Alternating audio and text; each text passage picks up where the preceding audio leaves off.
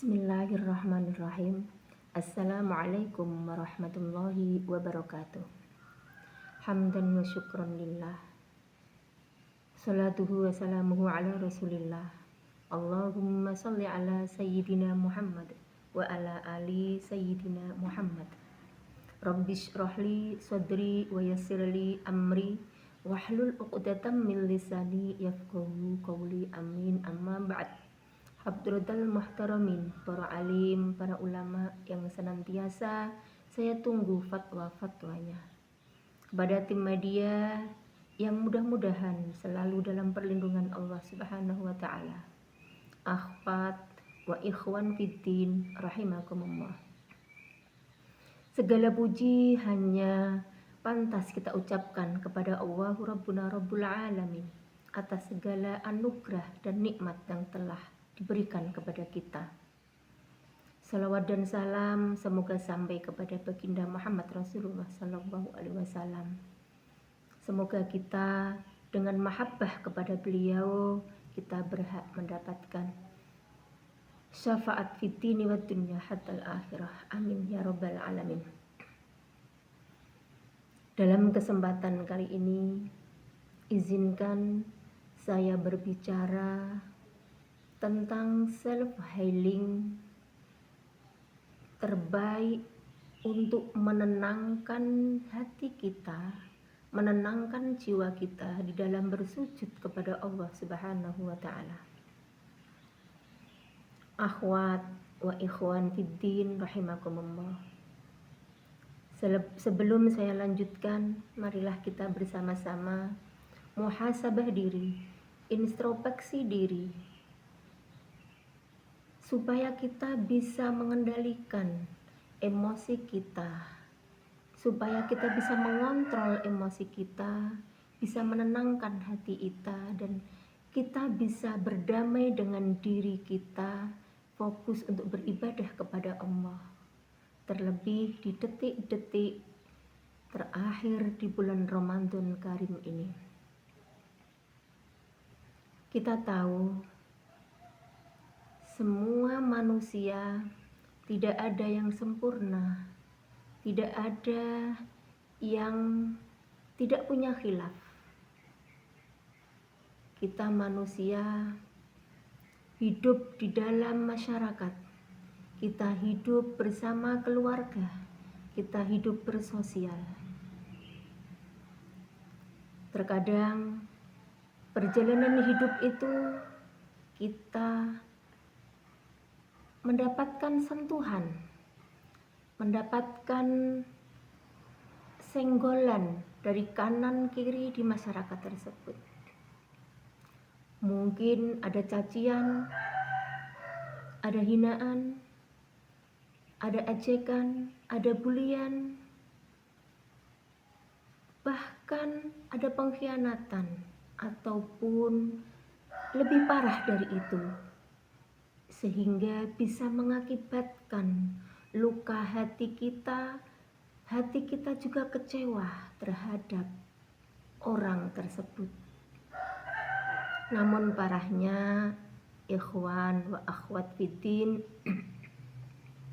terkadang orang yang menyakiti kita tersebut datang dari orang-orang terdekat kita, datang dari orang-orang yang notabene-nya sudah kita percaya penuh.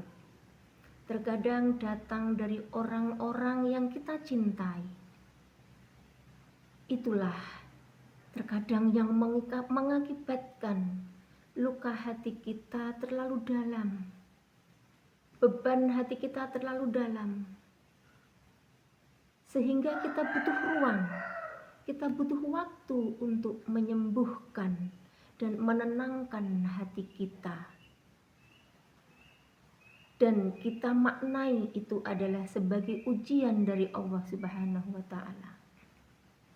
Maka dari itu, akhwat wa ikhwan fiddin semua, marilah kita bersama-sama kita obati, kita sembuhkan luka hati yang dalam tersebut di dalam bulan Ramadan Karim ini, supaya ibadah kita lebih terasa nikmat, dan insya Allah akan berbalaskan surga. Amin ya robbal alamin.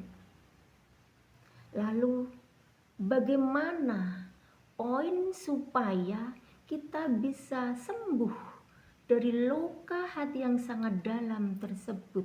Akhwat wa ikhwan fiddin, satu-satunya jalan adalah kita rindu, kita ikhlas, kita mau menerima takdir Allah yang diberikan kepada kita.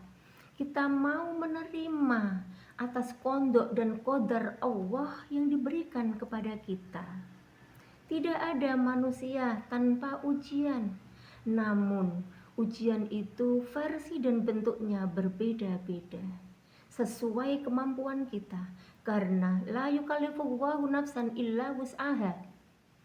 Allah melihat kemampuan kita. Allah tidak akan membebani kita di luar kemampuan kita. Maka dari itu Allah pasti memberikan kita yang terbaik. Terkadang apa yang kita pikirkan itu baik, menurut Allah tidak baik. Apa yang kita pikirkan itu buruk, namun menurut Allah itu baik. Kita harus ikhlas di situ. Kita healing, berserah diri kepada Allah Subhanahu wa taala. Kita datang sujud hanya kepada Allah Subhanahu wa taala. Itulah satu-satunya jalan akhwat wa ikhwan fiddin, karena Allahus Samad. Allah lah segala tumpuan hidup ini. Allah lah tempat kita mengadu keluh dan kesah. Karena Allah yang lebih tahu terhadap diri kita. Allah memiliki sifat aliman basiron terhadap semua hamba-hambanya, terhadap semua makhluk-makhluknya. Atau mungkin dengan cara kita rubah mindset kita rubah pandangan kita rubah persepsi kita, supaya kita bisa mengobati luka hati tersebut terhadap orang-orang yang telah menyakiti kita. Seperti apa contohnya? Jika kita menganggap ujian itu sebagai beban, maka hati kita akan lebih sakit, akan terluka, dan akan timbul dendam. Namun sebaliknya, akhwat wa ikhwan fiddin, jika kita menganggap ujian itu adalah sebagai pertolongan Allah, sebagai kecintaan Allah terhadap kita, maka yang ada kita semakin bersyukur atas pertolongan Allah, sehingga kita bisa meningkatkan keimanan kita kepada Allah Subhanahu wa taala dan ketakwaan kita kepada Allah di masa yang akan datang. Karena sekarang ini, apakah kita lebih fokus dengan luka hati tersebut, ataukah kita akan lebih fokus dengan nikmat Allah yang telah diberikan kepada kita, akhwat wa ikhwan fiddin? Dalam hadis qudsi disebutkan, ana indi dhanna abdi, aku Allah memberikan sesuatu sesuai dengan prasangka hambaku. Jika kita berpikir tentang positif, insya Allah yang akan kita dapatkan positif di masa depan kita. Namun sebaliknya, jika kita berpikir buruk tentang Allah, kita akan mendapatkan hal-hal yang negatif sesuai yang kita pikirkan. Percayalah akhwat wa ikhwan fiddin, inna ma'al usri yusron. Sesungguhnya di balik kesulitan pasti datang kemudahan. Di balik kesusahan pasti tersimpan kebahagiaan untuk kita. Maka healing yang paling baik adalah datang berserah diri hanya kepada Allah Subhanahu wa taala. Tumpuan segala-galanya, Allah yang akan menolong kita, Allah yang tahu segala-galanya tentang kita, Allah pun yang akan menutup aib kita. Seperti itu yang bisa saya sampaikan pada kesempatan kali ini. Semoga saja kita bisa menjadi orang yang lebih baik lagi, bisa menjadi orang yang lebih bisa bersyukur kepada Allah Subhanahu wa taala.